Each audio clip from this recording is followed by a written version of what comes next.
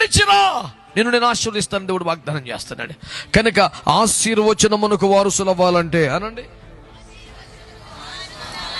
విడిచిపెట్టాలి. అనండి అనండి అనండి. ఏం విడిచిపెట్టాలి? మీ ఇష్టం, మీకు తెలుసు. మీ జీవితంలో ఏది విడిచిపెట్టమని దేవుడు పదే పదే మాట్లాడుతున్నాడో అది మీకు తెలుసు కదా. నాకు తెలియపోవచ్చు కదా, నీకైతే తెలుసు కదా ఏది విడిచిపెట్టమని దేవుడు మాట్లాడుతున్నాడు. కనుక దేవుని వాక్యాన్ని మంచిగా తీసుకోండి.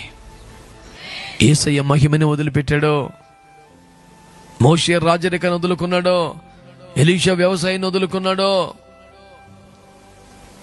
ఆమె అపోస్తలు తమ చేస్తున్న పనులన్నీ వాళ్ళందరూ విడిచారు, గొప్ప మహిమను పొందారు.